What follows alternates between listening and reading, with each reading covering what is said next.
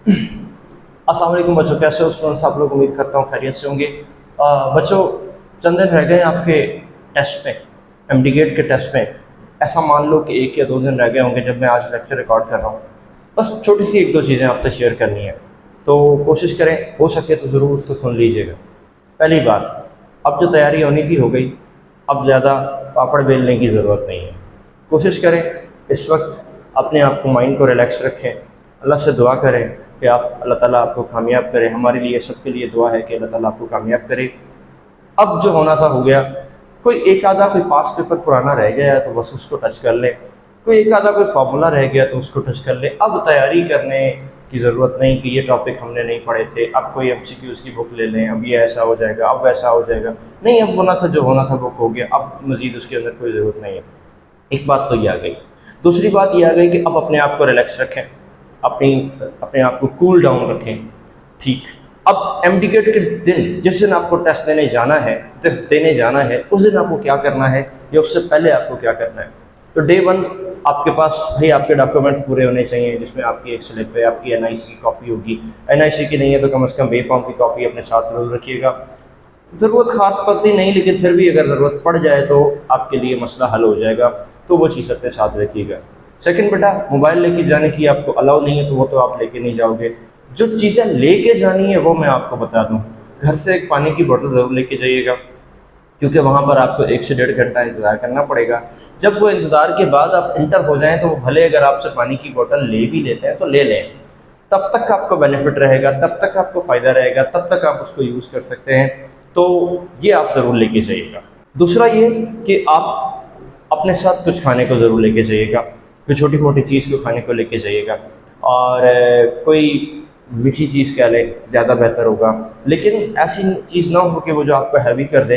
बस मुंह में रखने के लिए, अपने आप को स्ट्रेस डाउन करने के लिए कोई च्युइंगम अगर आप खाते हैं, या कोई बिस्किट कोई खाते हैं, या कोई चॉकलेट खाते हैं, ठीक है, अब उस हिसाब से वो चीज़ अपने साथ लेके जाइएगा। बजाय सिगरेट के लड़के वो लेके ना जाएं, वो अच्छी चीज़ नहीं होती।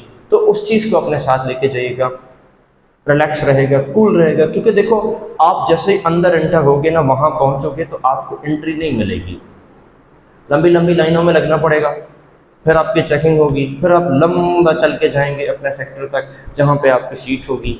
और एक लंबी चौड़ी जो है ना, वो कह लें कि लफ्ज़ थोड़ा सा रफ रफ लफ्ज़ यूज़ करूँ तो एक लंबी सी ख्वारी होनी है। एंड ख्वारी होने के बाद जो है ना, फिर आप उस मसले, उस अपनी जगह तक पहुँचेंगे।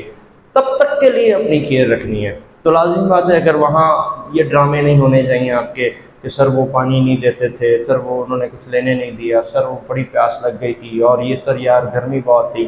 सब कुछ होगा, बहुत शदीद गर्मी होने वाली है सितंबर में, तो अपनी गर्मी को बचा के रखें, अपने आप को कंट्रोल करके रखें। प्यास बहुत लगने वाली है, इसलिए पानी लेके जाएं। ओके, साथ में एक पेन ले लीजिएगा, ठीक है, एक पेन और पेंसिल ले लीजिएगा। बाद में वो अगर आपसे ले भी लेते हैं तो कोई नहीं, ले लें। अगर वो आपसे कहते हैं कि नहीं ये यूज़ में नहीं है, ये हम नहीं यूज़ करने देंगे, तो ठीक है, ले लें, कोई फ़र्क नहीं पड़ता, कोई मसला नहीं है, चलेगा, ठीक है। एक काम आपने और करना है, ठीक है, और वो क्या होगा कि मैंने लास्ट टाइम कई दफ़ा क्लासेस में भी कहा, कि एक दोबारा कह रहा हूँ कि आप कोई पेपर, कोई टिश्यू, या कोई ऐसे ही कोई वो पतला सा जो ग्लव्स होता है सिंगल साइड का, 1 हैंडेड ग्लव्स, वो ले जाएं अंदर। को उनका कोशिश होती है कि अंदर ना जाए, लेकिन आप कोशिश करके अंदर ले जाइएगा। वहाँ पे फिर आपको अंदर से नहीं रोकेंगे, जब आपको देखेंगे कि आप उसकी हेल्प दे रहे हैं, इन्वेजिलेटर को दिखा दें कि जनाब ये क्यों, क्योंकि गर्मी बहुत है, मैं वीडियो बना रहा हूँ, मुझे भी गर्मी लग रही है, तो आप तो वहाँ टेस्ट दे रहे होंगे, तो आपकी तो वैसी गर्मी निकली हुई होगी। तो वहाँ पर जाके आपने क्या करना है कि वो शीट को बचाना है। उस शीट को बचाने के लिए आपने कुछ ना कुछ यूज़ करना है। अगर आप नहीं लेके जाते तो आपने अपनी हथेली को शीट के ऊपर नहीं रखना, ऐसे करके सॉल्व करना है। इस तरह मैं आपको बता दूं कि देखिए, सॉरी मेरा मार्कर नीचे गिर गया। इस तरह जो है ऐसे करके आपने इसको सॉल्व करना है, ऐसे करके नहीं, चिपकू बन के नहीं, क्योंकि वो शीट आपके मुस्तकबिल का फैसला कर रही होगी, ठीक है। वो शीट आपको पास और फेल का फैसला कर रही होगी। वो शीट आपको आगे भी लेके जाने वाली है और आपको नीचे भी गिरा देने वाली है।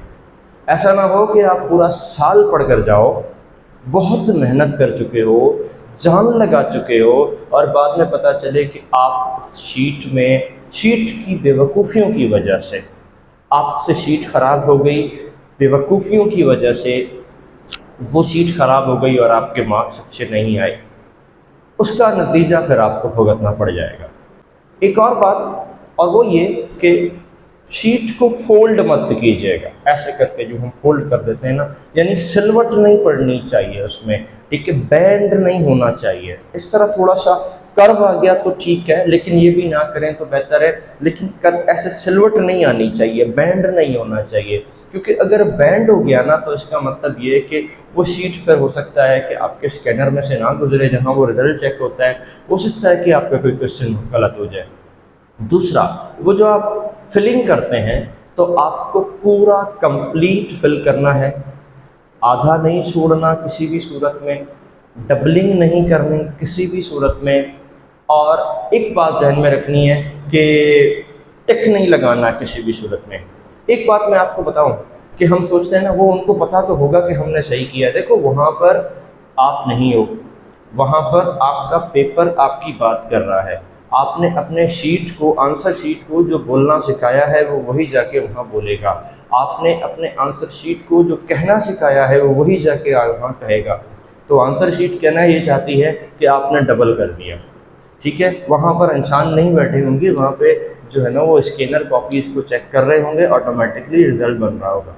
तो अगर आपने ज़रा सी भी मिस्टेक की तो ये गलती आपकी कंसिडर की जाएगी।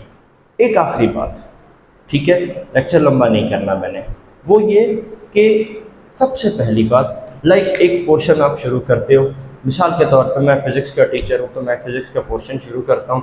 फ़िज़िक्स का पोर्शन शुरू करता हूँ तो अचानक मैं बोर्ड का सहारा भी लेता हूँ, मानो कि मुझे एक क्वेश्चन नहीं आया, दूसरा भी है नीचे, तीसरा भी है नीचे, चौथा भी है नीचे, पांचवा भी है नीचे।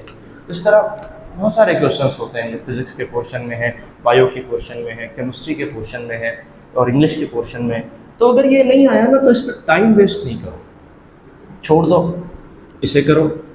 ये नहीं आया तो इस पर टाइम वेस्ट नहीं करो, इसे करो, इसे करो, इसे करो। एक दफ़ा पूरा आप भाग भाग भाग के कर लो, पहले एक दफ़ा पूरा पोर्शन भाग भाग के कर लो।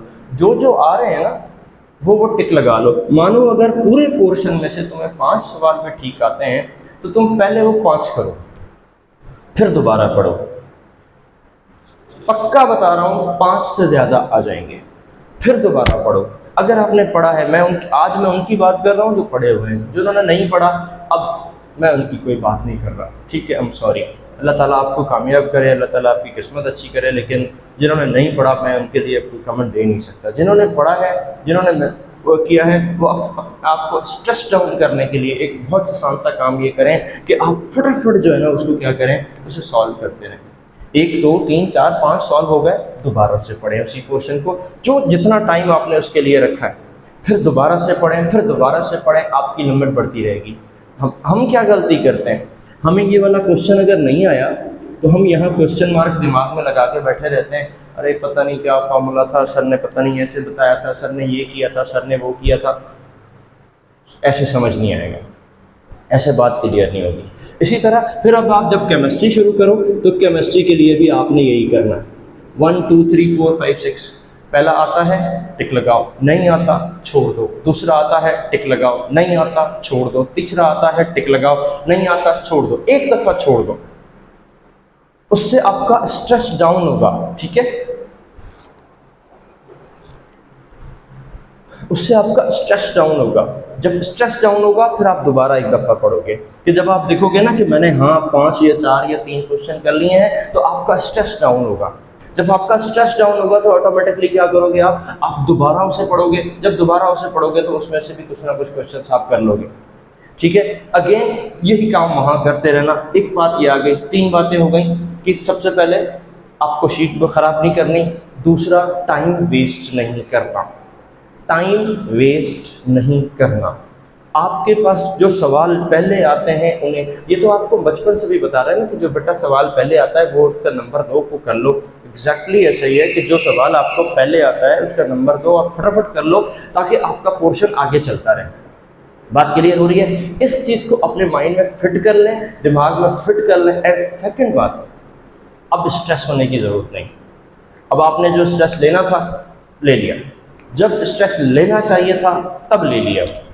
अब जब आपको स्ट्रेस नहीं लेना तो आप नहीं लेना। अगर अब आप स्ट्रेस लेते हैं तो आपके पास जो है वो आपकी क्वेश्चंस जो है ना वो ख़राब होने, अब आपके पास क्वेश्चंस जो है ना वो समझ नहीं आने। सेकंड, कोशिश करो उस ऑप्शन पे जाओ जो 80% लग रहा है हाँ यही है, ठीक है। अदरवाइज अगले पे जंप करो, दोबारा रिटर्न कर लेना, फिर जंप करो, फिर रिटर्न कर लेना, ठीक है। बट छोड़ना नहीं, कोशिश करके, और अपने टाइम को बचाना। ये बात अभी आपके पास जो टाइम है, आपने ये बात नोट करनी है कि बाय चांस आपके क्वेश्चन आपके टाइम की वजह से ना रह जाए। जो नहीं आते उसका तो कुछ नहीं हो सकता अभी, ठीक है। वो तो पेपर होगा आपके सामने, 2 आ रहे हैं 2 नहीं आ रहे, जो नहीं आ रहे उनका तो अब कुछ नहीं हो सकता। लेकिन ऐसा ना हो कि आप टेस्ट दे के बाहर निकलो और फिर हम आपसे पूछें कि बच्चा आपने क्या किया, तो आप कहें कि सर वो 3 सवाल हमारे रह गए, किस वजह से? टाइम ही बहुत कम था, समझ ही नहीं आ रहे थे, आउट ऑफ सिलेबस था। ऐसा नहीं होना चाहिए। आपको आते हैं, कोशिश करो, जान लगाओ, पूरा करो, टाइम को मैनेज करो। अभी ये जो 1-2 दिन रह गए ना, इसमें सिर्फ एक काम कर लो कि टाइम को मैनेज कर लो कि किसे कितना टाइम देना है और एक क्वेश्चन कितने सेकंड में हो सकता है, ये आप कर लो और कुछ ना करो, ठीक है। क्योंकि अब याद नहीं हो सकता, तैयारी नहीं हो सकती, फॉर्मूला याद नहीं हो सकते, बस अब दुआ हो सकती है और अपने कॉम्प्लीमेंट की तैयारी हो सकती है कि आपको टाइम को कैसे मैनेज करना है। बस इस बात को निपटा लेना, बाकी और कुछ नहीं होना।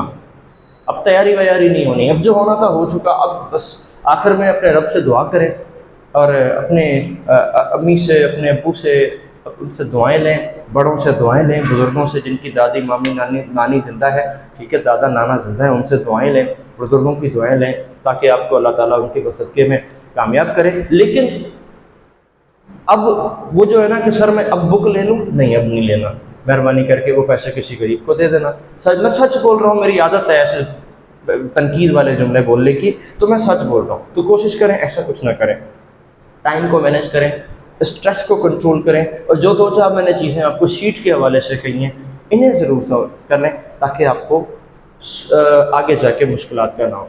जल्दी से कमेंट करके बताइएगा कि अगर कोई और आपको मैसेज देना है, कोई और बात पूछनी है, तो मैं आपको ज़रूर बताऊँ। जब तक के लिए दुआ में याद रखिएगा। अल्लाह हाफ़िज़।